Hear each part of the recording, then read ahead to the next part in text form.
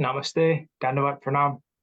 By the instruction and grace of our spiritual master, Om Vishnupad Paramahamsa, Sripad Bhakti Madhava Puri Maharaj, we are here reading Srimad Bhagavatam. Om Namo Bhagavate Vasudevaya.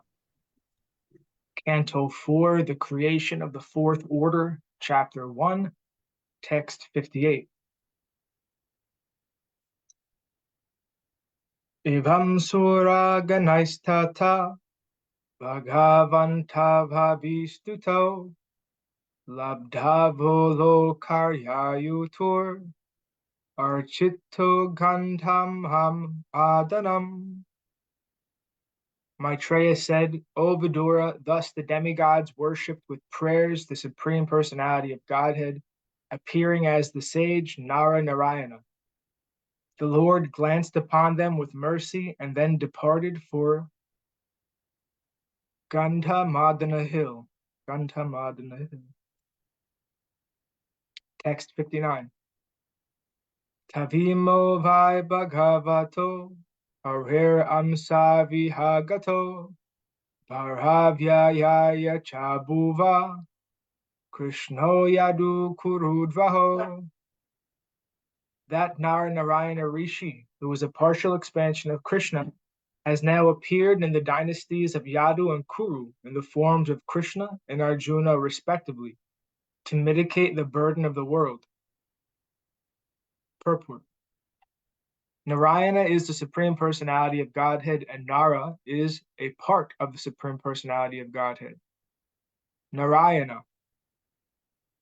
Thus, the energy and the energetic together are the Supreme Personality of Godhead. Maitreya informed Vidura that Nara, the portion of Narayana, had appeared in the family of the Kurus, and that Narayana, the plenary expansion of Krishna, had come as Krishna, the Supreme Personality of Godhead, with the purpose of delivering suffering humanity from the pangs of material burdens. In other words, Narayana Rishi was now present in the world in the forms of Krishna and Arjuna. Text 60. Svahabhimani naschagner atmajam strin ajijanat pavakam pavamanam cha suchim cha huta bhojanam. The predominating deity of fire begot in his wife Svaha 3 children named Pavaka, Pavamana, Pavamana, and Suchi. Pavamana. Pavaka, Pavamana, and Suchi, who exist by eating the oblations offered to the fire of sacrifice. Purport. After describing the descendants of the 13 wives of Dharma, who are all daughters of Daksha, Maitreya now describes the 14th daughter of Daksha, Svaha, and her 3 sons. Oblations offered in the sacrificial fire are meant for the demigods, and on behalf of the demigods, the 3 sons of Agni and Svaha, namely Pavaka, Pavamana, and Suchi, accept the oblations. 61. Kebhyogyaya samabhavan chatvarimasachcha panchacha taeva kona panchasat sakam pitru pitamahai. From those 3 sons, another 45 descendants were generated, who are also fire gods. The total number of fire gods is therefore 49, including the fathers and the grandfather. Purport. The grandfather is Agni, and the sons are Pavaka, Pavamana, and Suchi. Counting these 4 plus 45 grandsons, there are altogether 49 different fire gods. 62.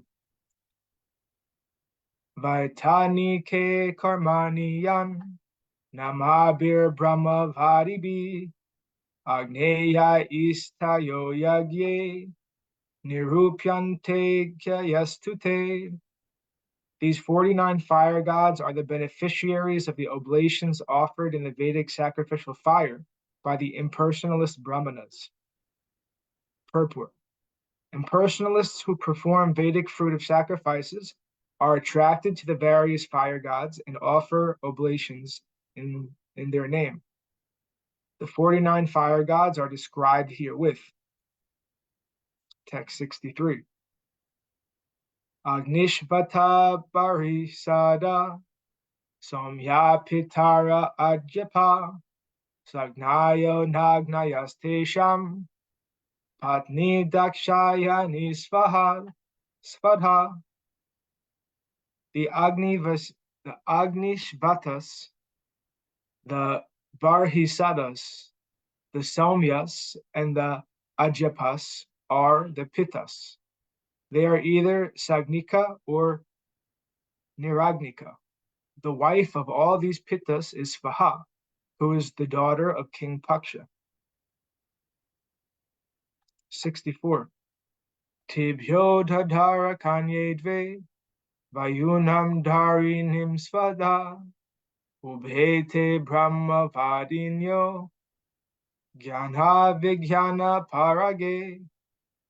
Svadha, who has offered to the Pittas, begot 2 daughters named Vayuna and Dharini, both of whom were impersonalists and were expert in transcendental and Vedic knowledge. 65. Bhavasya Patni Tu Sati Bhavam Devam Anuvrata Atmana Sadrisham Putram Nalebhe Guna Shilata. The 16th daughter, whose name was Sati, was the wife of Lord Shiva. She could not produce a child, although she was faithfully engaged in the service of her husband. 66. Pitarya Pratirupe Sve Abhayana Gaserusa Aprodhaivatmanatmanam Ajaha Yoga Samyuta. The reason is that Sati's father, Daksha, used to rebuke Lord Shiva in spite of Shiva's faultlessness. Consequently, before attaining a mature age, Sati gave up her body by dint of yogic mystic power. Purport. Lord Shiva, being the head of all mystic yogis, never even constructed a home for his residence.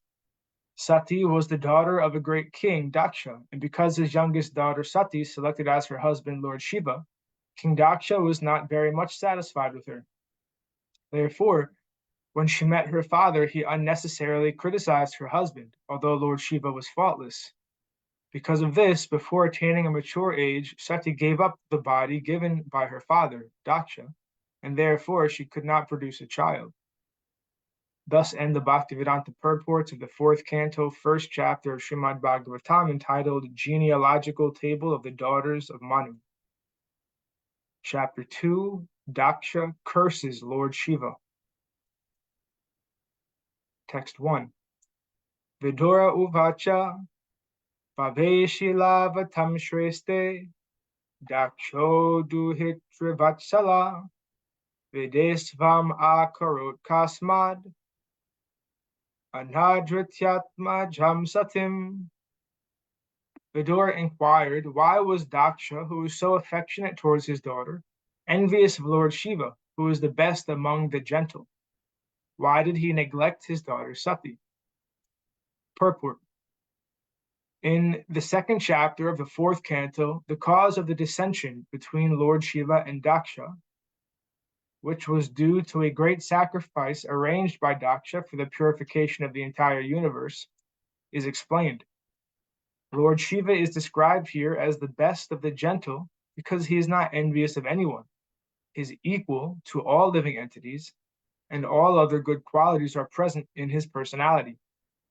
The word Shiva means all auspicious. No one can be an enemy of Lord Shiva's, for he is so peaceful and renounced that he does not even construct a house for his residence, but lives underneath a tree. Always detached from all worldly things, the personality of Lord Shiva symbolizes the best of gentleness. Then why was Daksha, who offered his beloved daughter to such a gentle personality, inimical towards Lord Shiva so intensely that Sati, the daughter of Daksha and wife of Lord Shiva, gave up her body? Text 2.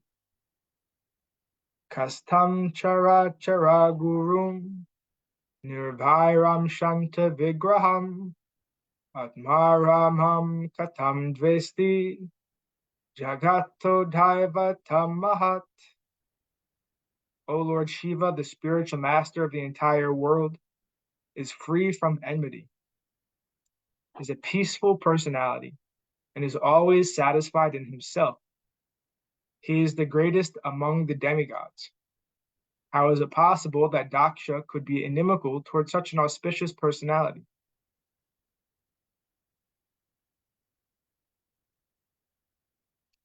Purport. Lord Shiva is described here as Charachara Guru, the spiritual master of all animate and inanimate objects. He is sometimes known as Bhutanath, which means the worshipable deity of the dull-headed. Bhuta is also sometimes taken to indicate the ghosts. Lord Shiva takes charge of reforming persons who are ghosts and demons, not to speak of others who are godly. Therefore, he is the spiritual master of everyone, both the dull and demoniac, and the highly learned Vaishnavas. It is also stated, Vaishnavhanam yata Shambhu. Shambhu, Lord Shiva, is the greatest of all Vaishnavas. On one hand, he is the worshipable object of the dull demons, and on the other, he is the best of all the Vaishnavas, or devotees, and he has a sampradaya called the Rudra Sampradaya. Even if he is an enemy or is sometimes angry, such a personality cannot be the object of envy. So Vidura, in astonishment, asked why he was taken as such, especially by Daksha. Daksha is also not an ordinary person. He is a Prajapati, in charge of fathering population, and all his daughters are highly elevated, especially Sati. The word Sati means the most chaste. Whenever there is consideration of chastity, Sati, this wife of Lord Shiva and daughter of Daksha, is considered first. Vidura was therefore astonished. Daksha is such a great man, he thought, and is the father of Sati, and Lord Shiva is the spiritual master of everyone. How then could there possibly be so much enmity between them that Sati, the most chaste goddess, would give up her body because of their quarrel?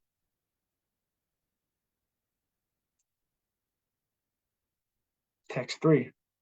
Etad akyahi me brahman jamhatu svasurasya cha vidveshastu yata pranams tatyaje dustya jan sati. My dear Maitreya, to part with one's life is very difficult. Would you kindly explain to me how such a son-in-law and father-in-law could quarrel so bitterly that the great goddess Sati could give up her life?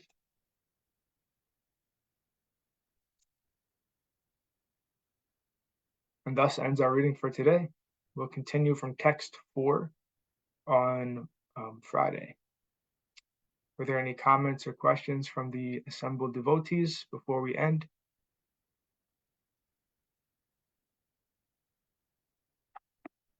Jayam Vishnupad, Paramahamsa Sripad, Bhakti Madhava Puri Maharaj ki jai. Jai. Jai Srila Prabhupada, Srila Guru Maharaj, Srila Guru Dev, Srila Acharya Dev, Srila Shanta Maharaj ki jai. Jai. Jai Rupanuga Guru Varga ki jai. Jai. All glories to the assembled devotees. All glories to the worldwide devotees. Sama Bhaktivedanta Vrinda ki jai. Jai. Jai Navadvitam ki jai. Nishangapuri Dham ki jai. Mayapur Dham ki jai. Jagannath Puri Dham ki jai. Jai. Jagannath Baladev Subhadra Ju ki jai. Jai. Ganga Mai Yamuna Mai ki jai. Vrindavan Dham ki jai. Giri Govardhan Dham ki jai. Shamkund Radhakund ki jai. Tulsi Devi Bhakti Devi Vrinda Devi ki jai. Jai Srimad Bhagavatam ki jai. Jai Harinam Sankirtan Yagya ki jai. Scientific Sankirtan Yagya ki jai. Princeton Bhaktivedanta Institute ki jai. Sri Chaitanya Saraswat Institute ki jai. Sri Chaitanya Saraswat Mat ki jai. Jai Gaur Premanandi Hari Hari Hari Bol. Jai Srimati Uma Devi Dasi ki jai. Jai Sripad Krishna Prabhu ki jai. Hari Bol. Sripad Krishna Keshav Prabhu ji ki jai. Jai. Hari. Dhanyavad Pranam. Dandavat Pranam.